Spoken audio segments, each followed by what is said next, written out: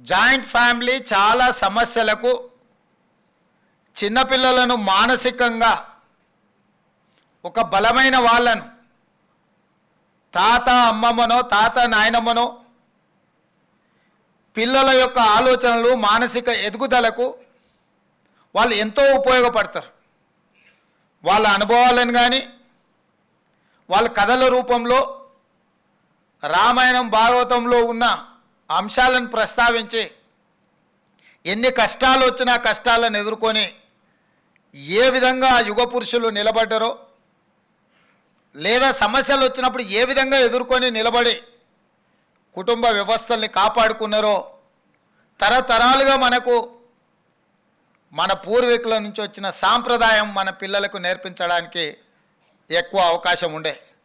ఈరోజు చాలా వరకు సూసైడల్ టెండెన్సీ ఎందుకుంది పిల్లలలో, లేకపోతే పిల్లలు చిన్న చిన్న విషయాలకే పెడదోరలు పట్టడానికి, లేకపోతే కొన్ని బలహీనతలకు లొంగిపోవడానికి కారణం కుటుంబ వ్యవస్థలు విచ్ఛిన్నం కావడమే.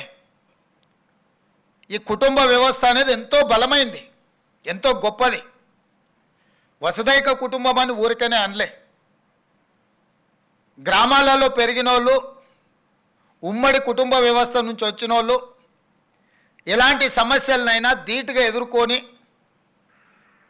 ఆ సమస్యల నుంచి బయటికి రావడానికి ప్రయత్నం చేస్తుంటారు.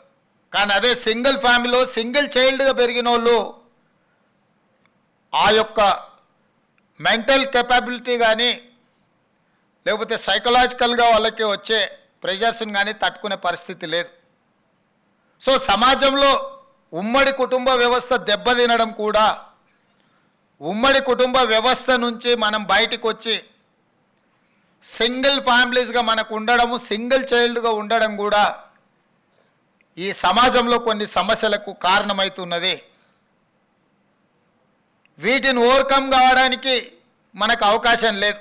ఎందుకంటే తల్లిదండ్రులు ఊరిలో ఉంటే ఉద్యోగరీత్యా మనం బయటకు వస్తుంటాం, లేదా ఈరోజు మన లైఫ్లో ఒక పార్ట్ అయిపోయింది ఇంటర్నెట్ వ్యవస్థ కానీ, కంప్యూటర్ వ్యవస్థ కానీ, మొబైల్ వ్యవస్థ కానీ.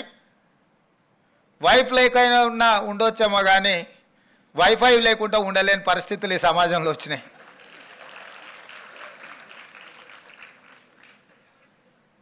సో వీటిని అవాయిడ్ చేయలేనప్పుడు, వీటి నుంచి దూరంగా ఉండలేనప్పుడు, ఇట్లా ఉన్నా కూడా మనము మన వ్యవస్థని, మన సాంప్రదాయాలను కాపాడుకుంటూనే మన పిల్లల్ని మనం మానసికంగా సంసిద్ధులను చేయాల్సిన అవసరం ఉంది.